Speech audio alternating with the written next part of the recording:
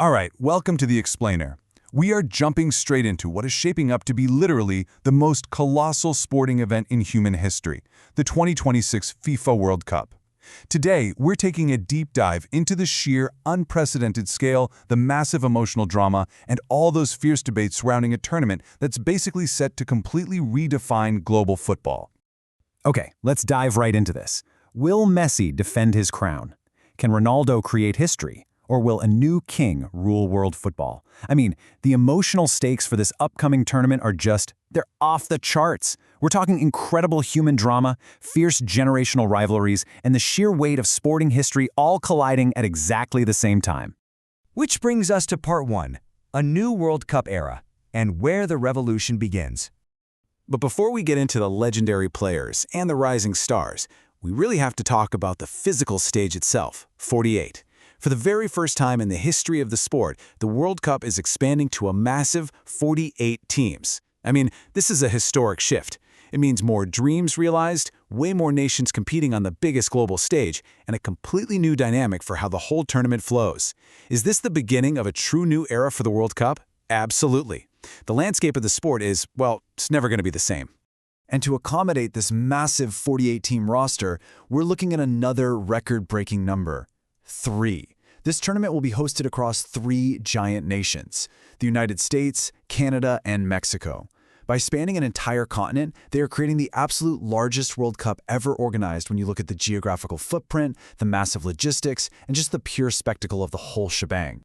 So, what does this 2026 revolution actually look like on the ground? Well, we've got the first 48-team format, brand new state-of-the-art stadiums, and record-breaking crowds expected. But it's not all smooth sailing. This massive scale introduces some intense new dynamics and, even some controversies. We're looking at unprecedented fixture congestion that is absolutely going to test the physical limits of every single squad. And then there's the major home advantage for the host nations. We've actually already seen proof of this boost. Think about the USA's dream start, defeating Paraguay 4-1 in an opening match that immediately skyrocketed excitement. Playing on home soil matters immensely, for sure. Moving on to the second part of our explainer, the final legacy dance and the end of an era. Because while the tournament's physical scale is expanding, for some of our greatest heroes, time is running out. Could this be the final chapter of football's greatest rivalry? We are facing the intense reality that we are likely witnessing the absolute last World Cup appearance for the sport's 2 biggest, most legendary icons. The suspense is just incredible here. Who actually had the greater international career? And can either of them secure just one more defining victory before walking away from the global stage? When we compare the legends side by side, the contrast is fascinating. On one side, you have Lionel Messi. He enters 2026 defending his spectacular crown from the previous tournament, aiming to add one final poetic chapter to an already mythic legacy. And on the other side, Cristiano Ronaldo. He is seeking history, entirely driven by that burning desire to capture the one elusive trophy missing from his cabinet. Plus, he's leading a Portuguese squad that is viewed as a very, very serious contender. The pressure on both of these men to deliver a fairy tale ending is unimaginable. Which perfectly sets up our third section, New Kings of Football and the Next Generation. So, the crucial point is, if the legends are stepping aside, who exactly takes the throne? Well, we're looking at the rising kings, Kylian Mbappe, Jude Bellingham, Vinicius Jr., Lamine Yamal, and Erling Haaland. These specific young stars are primed to become the absolute faces of football for the next decade. Who among this elite list will truly take over after Messi and Ronaldo are gone? The speed, the skill, and the raw talent with these guys are staggering, and 2026 is their battlefield to claim the ultimate crown. Let's shift gears to part 4, favorites and dark horses. Welcome to the battlefield. Now that we know the key characters, let's look at the data, evaluate squad depth, and see who actually has the strength to survive this gauntlet. And this brilliantly illustrates the current hierarchy of world football based on expert predictions, squad quality, and tournament odds. At number 1, we have Spain, and number 2 is Argentina, both holding a formidable 5-star chance. Then we have a block of incredible powerhouses, France, Brazil, Portugal, and England, all sitting at 4 stars. Germany rounds out the top 7 with a solid 3 stars. This shows us exactly where the tactical power and squad depth really lie right now. But within those top favorites, there's a specific storyline that really demands our attention. Take a look at Brazil's new era.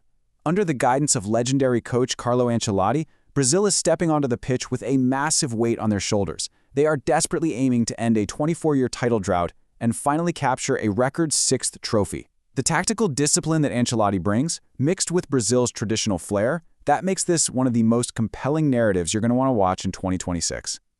Of course, a 48-team tournament is practically guaranteed to produce upsets. Enter the dangerous dark horses capable of turning the whole tournament upside down: Morocco, Uruguay, Colombia, and South Korea. These are the underdog teams with the form and the absolute grit to surprise everyone. I mean, think about it. Which of these dark horses could genuinely shock the football world? You are definitely going to want to keep a very close eye on these squads. All right, that brings us to our final section, final predictions for 2026. Who will actually lift the trophy? It is time for the ultimate climax. We've analyzed the massive scale, the emotional legacy, the rising stars, and the favorites.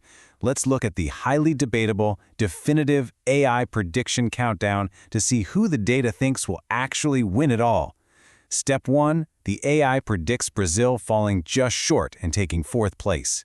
Step 2 places the powerhouse of France in 3rd place.